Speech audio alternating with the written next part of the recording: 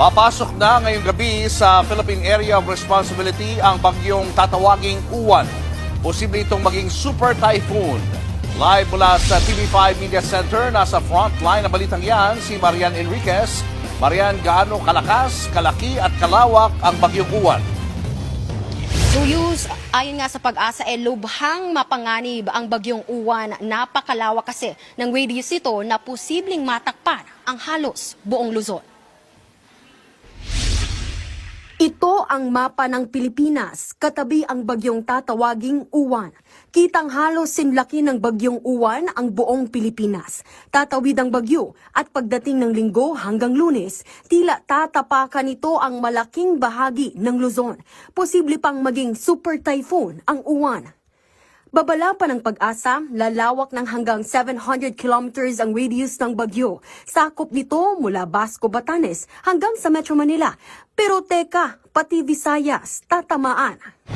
Apektado pa rin itong part ng Visayas at itong Southern Luzon area. So, kaya nga lagi natin pinapaalala, huwag po tayo mag-concentrate na ang maapektuhan lang ay yung nasa sentro, yung mismong track ng bagyo.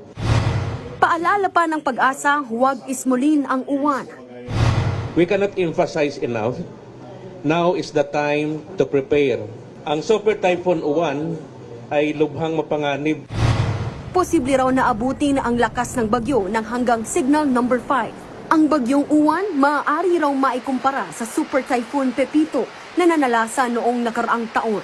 Sa mga kapatid natin, iwasan po ang mga lugar kung saan may panganib ng baha, landslide at storm surge.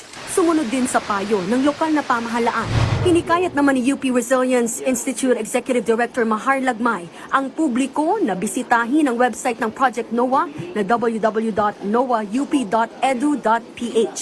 Meron din itong app. Makikita riyan ang mga lugar kung saan may banta ng baha, landslide o storm surge at ang mga lugar kung saan ligtas na lumikas. Know your neighborhood. Hindi pwedeng go bag lang ang pe-prepare mo. Hindi pwedeng mga canned goods lang ang pe-prepare mo.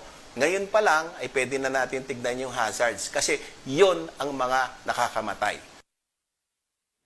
Julius, sa mga kapatid nga natin na posible pong maapektuhan itong bagyong Uwan, maaaring tignan nga po muli sa yung hazard maps sa website na noaa.up.edu.ph para malaman po ninyo kung anong klase ng peligro ang posibleng idulot ng bagyong ito sa inyong mga lugar. Yun muna ang latest. Balik sa inyo. Maraming salamat, Marian Enriquez.